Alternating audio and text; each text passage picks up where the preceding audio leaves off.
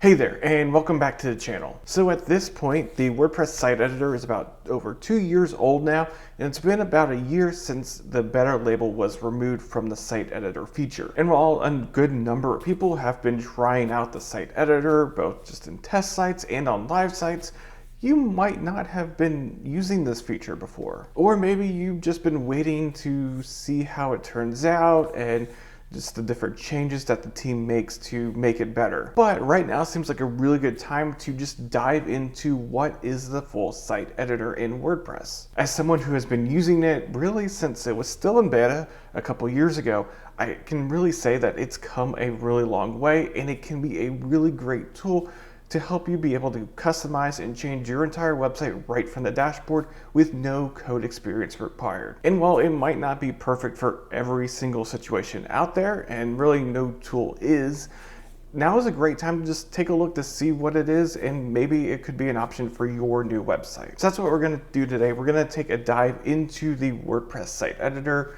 It won't be a super complete, 1 hour long tutorial video over it. Maybe that's something I do in the future, but it'll definitely give you a good idea for what the site editor is and how it can help you. And we will talk about the limitations that it does have. But before we get started, we want to see more videos about WordPress development, web design, web development, any of those topics. Be sure to hit that subscribe button and to ring the bell for notifications. Now, let's get started. So first off, what exactly is the site editor or full site editor or whatever it's called now? Well, to put it simply, the site editor in WordPress allows you to customize every part of your website right from the dashboard. That means that you can customize the colors used throughout your website, now the fonts used on your website, including fonts that aren't bundled with the theme. You can customize the templates, template parts, you can add your own patterns. All of that you can do right from the dashboard. You don't need any coding experience. Previously, if you wanted to change colors or change fonts or change templates, you would have to create a child theme, and you have to edit the CSS or the PHP. And if you're not a developer and that's not the language you speak, that can be a big challenge, but not anymore. The site editor gives you an interface to make all those changes in your dashboard without having to use a code editor or know any CSS or HTML or PHP or JavaScript or any of that. Plus, as you'll see here in a bit when we dive into the site editor, some themes can also come with style variations, which allow you to change out colors and fonts and other styles with just one click. Now, I will say that there is a pretty decent learning curve when it comes to the site editor. I know sometimes I can forget that since I've been using it for a little over 2 years now, and I'm pretty handy with that and the block editor, but just be warned that it can be a bit challenging to get started. I'll say this time and time again, it's a really good idea to set up a sandbox testing environment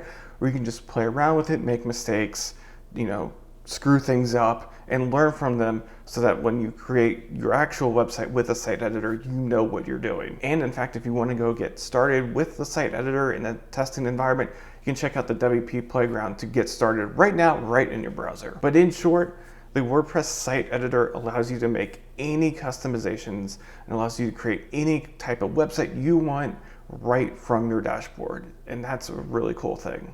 So now we have a couple of different editors in WordPress, and that can get a little bit confusing. We obviously have the block editor, which we've had since 2019, and now we have the site editor. So what are the differences between the two? Well, the block editor is for editing posts, pages, and other types of content. You can't really edit templates or template parts in that editor, nor will you be able to change any of the global styles. And if you try to add in one of the post template blocks, like say the post content block, inside of a post or page, you're going to end up with some really odd results, trust me. On the other hand, the site editor allows you to use those blocks and makes those changes to the global styles. But you can't really make changes to specific pages. This is really where you're going to want to make changes to either your global styles, your template parts, or the different templates that you have on your website. In fact, some patterns might or might not be available in either one of the editors. It just depends on how they're set up. Now, having said all of that, part of what's going on with WordPress now and the site editor and block editor is almost merging the two editors together. In some respects, you can actually edit pages inside the site editor. I personally haven't tried that, personally don't want to try that, just because it's easier for me to delineate between the block editor for post pages and content and site editor for more global styling. But it is an option, and you can jump into editing a template right from the block editor too. But you will need to just keep track of what editor you're in so that you know what you can and can't do. Okay, so now let's go ahead and take an actual look at the site editor and how you can use it. So to access the site editor first, you're going to need to be using a block theme. This could be something like the 2024 default theme, something like Frost, OllyWP. I've built the Crosswinds framework, which is a suite of block themes that you can use for your website. I'm going to use the Crosswinds framework base theme today, but any block theme will unlock the site editor for you. And if you're still using what's called a classic theme or a PHP theme or a legacy theme, you won't really be able to access the site editor, which is okay because that means the site editor won't break your website. So anyway, to get to the site editor, we first come over here to Appearance and then Editor. So here we are in the site editor. As you can see, it's a completely different interface from what you might be used to with WordPress, but we have our navigation over here to get to the different sections of the site editor, and then we have our body over here. So the first thing I really want to do is just talk about the global styling or global settings. To access that, you click in to whatever is over on that right side. And so we're editing the index template technically, but we'll come over here to styles. This is where we can access our global styles, as it tells us. One of the first things here that I like to look at is typography. And this is a really, really cool thing that has definitely been improved upon, especially in WordPress 6.5 with the introduction of the font library. Here you can see a list of the fonts that might be pre-packaged in your theme already, and then you'll be able to change what fonts are used with different elements. We'll get that to second, but to access the font library, come over here to Manage Fonts. And then from here, you can activate or deactivate any fonts that you might want to use or might not be using, which can help with page load times and all that. You can also upload fonts that you have downloaded from other places. And then you can also install fonts from Google Fonts. So I'd be able to come in here and choose some different ones that I want. And we can hit install. And now it's been installed, and I can use it on anywhere I want on the website, basically. Now, what you'll probably use a whole lot more is just changing the fonts for different elements. So like for the basic text, you could come in here, change it like that, or change it to that, or whatever you want. Text is essentially just all of the text, or like the body paragraphs and all of that, the body text. Links would be for obviously anything that's a link, and it defaults back to that text font and styling. You have your headings, we can make them different, like so. Captions, buttons, those sorts of things. Yeah. But that's all you can do really in the typography settings, which is really cool. And it's something that makes changing fonts to match your branding so much easier now. And especially that font library is absolutely amazing. Next up, we have colors. And here we have a couple of things we can do. We can change our color palette.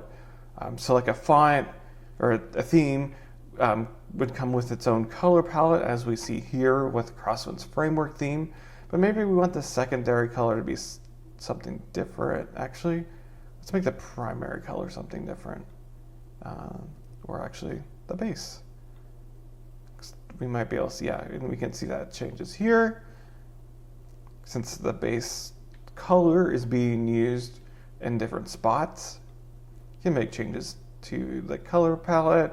You can also add in your own custom colors and give them a custom name if you want. And you can really just use this to make the colors match your business or personal or organization branding. And you don't have to worry about CSS. You don't, especially if you change the color palette that the theme provides. That means you don't really have to go change it a whole bunch of places. It'll change automatically as you just saw.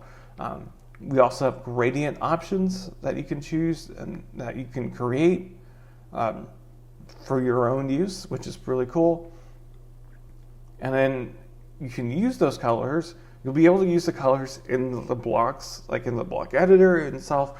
And you can also change the global styling for different elements and change the colors here.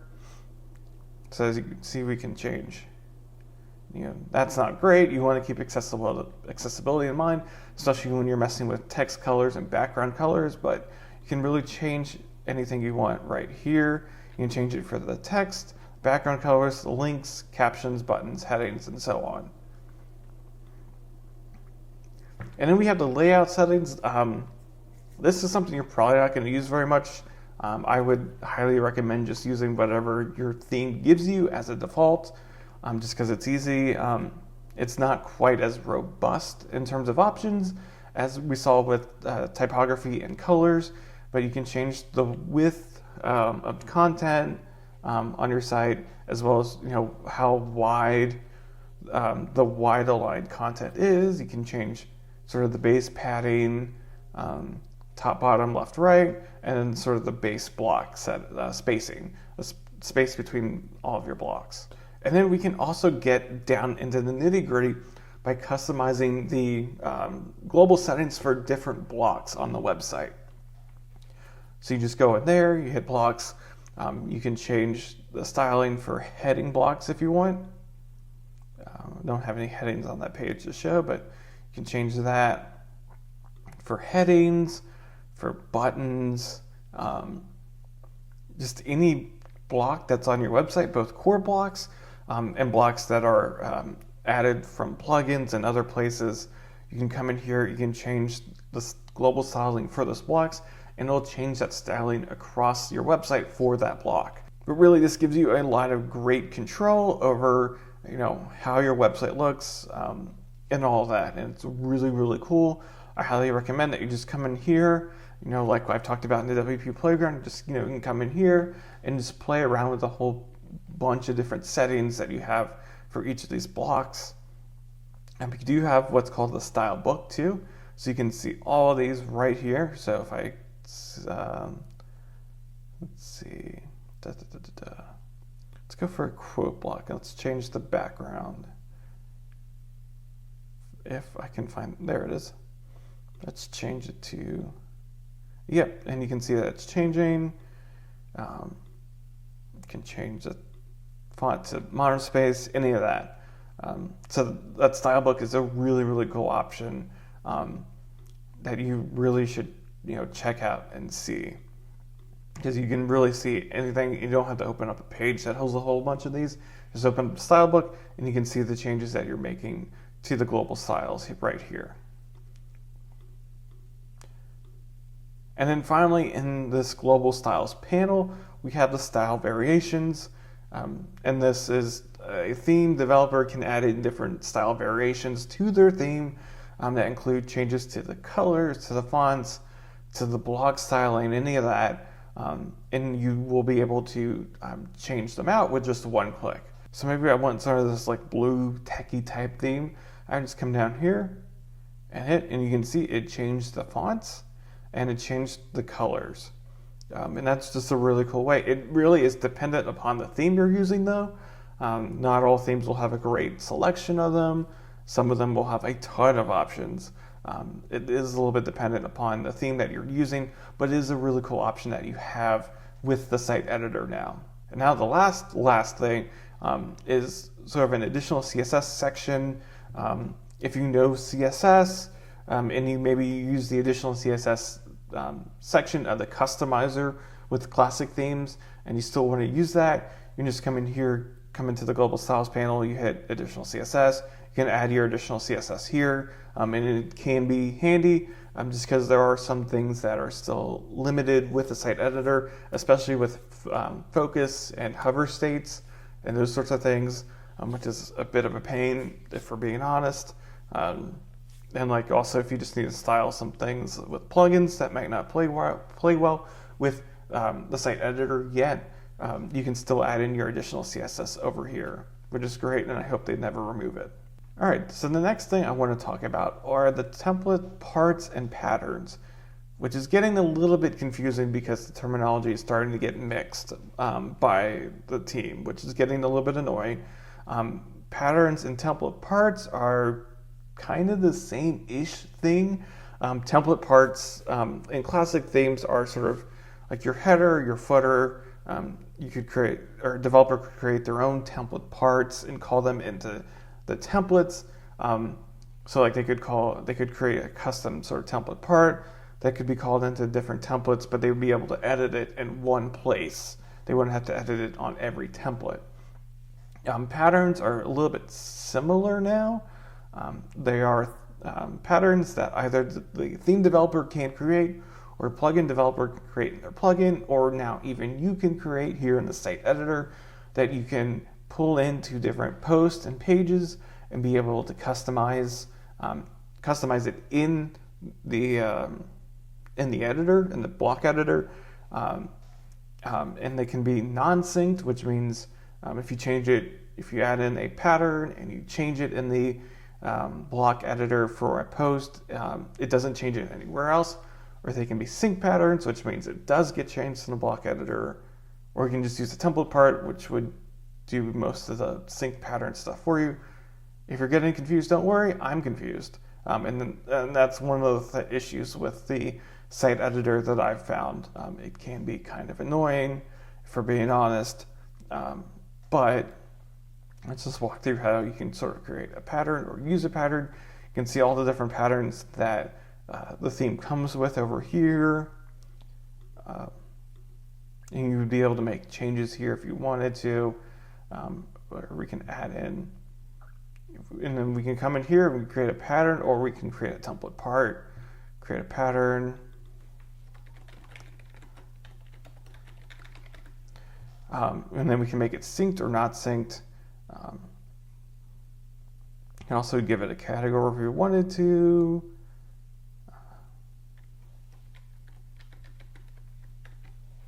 You can create our own categories if we want.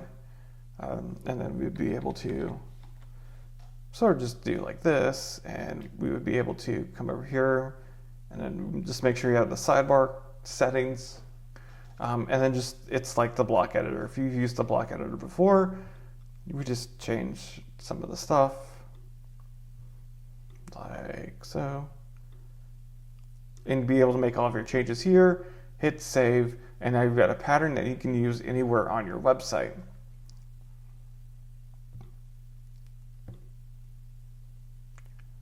All right, so now to create a template part, it's basically the same.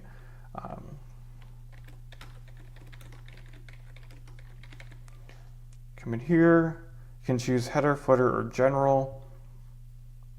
And again, you just come in here and we want background like that.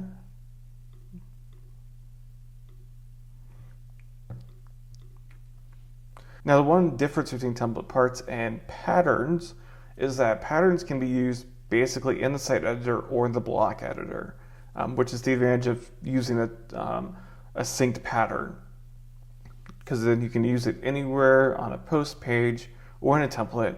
Template parts are limited to the site editor in templates. So like I would use a template part to create like a header or footer, or maybe a callout that I'm using that's at the bottom of every page template, or custom page templates, or things like that. If you want to create like a sync pattern that's used, maybe you create a callout that's used on different pages, but maybe not on specific page templates. That's really sort of the key difference between the sync patterns and the template parts. But creating them, as you saw, is pretty simple. Okay, so now that we've talked about styling and patterns and template parts and the difference between those two, let's get into templates. And you just hit templates in that navigation, and you come over here and we see the list of templates that the theme comes with, as well as different custom templates we can use. We can jump in. This is like the page template. If you want to come in here, you can come here and edit like that. And then from here, it's just like using the site editor, essentially. So you can add in group like that. Make it wide aligned. And like all these sorts of things. Again, you can add in any block really you want. You can change different things. So for example, this title bar, we want to change it. We want to be something else. So we can come in here, we can come in, this theme that I built has some really cool page header things we can add in. Maybe we want it to be like that. Maybe it's background and we shift everything to the left. And we just come in here and delete that. And I put it in the wrong spot because of course I would.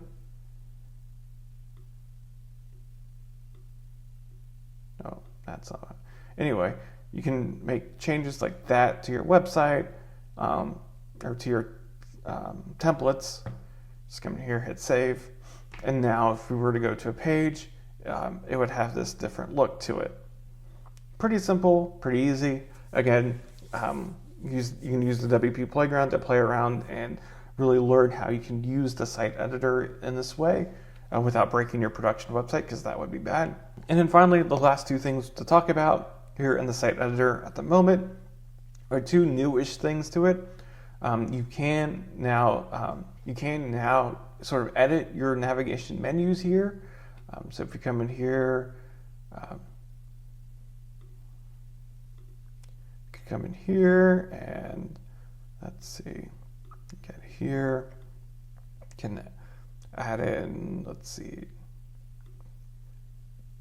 we don't have any pages, whoops. Can like add in a custom link here.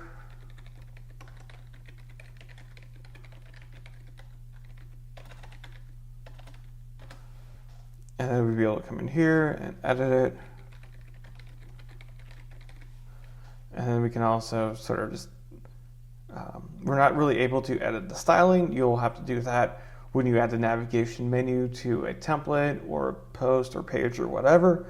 But it does make adding items to a navigation menu a little bit easier and simpler, because you're not having like all the rest of the template right there. It's just the navigation menu items. We can also add in a submenu link.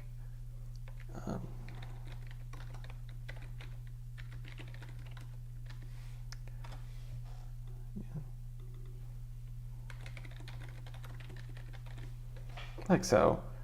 And it's a little bit cleaner, a little bit simpler, especially if you just get overwhelmed by everything that's involved in a template. And then finally, we just have our pages. And this is where you can go in and sort of edit pages like I talked about. We've now moved into sort of the block editor, kind of, but we're in the site editor. It does get kind of annoying, but this is how you can jump right into editing a page from the site editor if you want. I haven't used this sort of thing before, like a whole bunch, just because I find it easier to still just go with the pages and edit through the block editor, but it is an option if you want. So basically that's a high-level overview of the site editor. If you want me to dive deeper into specific parts of the site editor to learn more about those, please be sure to leave those down in the comment section below, and I would love to do a video over that. I would love to know what y'all want to learn about when it comes to the site editor. So that is the WordPress site editor in a nutshell. What questions do you have about the site editor? Have you used the site editor before, and what was your experience like? Was it positive or negative or somewhere in the middle? Be sure to leave all of those down in the comment section below. Again, if you want to test out the WordPress site editor right now, with a testing environment so you don't break a production website, and you don't really want to set up something like local WP, you can check out the WP Playground that I mentioned before. It runs right in your browser, and if you mess something up, all you have to do is click refresh and you've got a brand new install. It's a great place to find the limitations of the site editor and the block editor for that matter. And if you take your time and really dedicate yourself to learning it, you can really become an expert in how to use the site editor on your production website. And if you want to see more videos about WordPress development, web design, web development, and those sorts of things, be sure to hit the subscribe button and ring the bell for notifications. But that is it for today. Thank you so much for watching, and I will see you next time.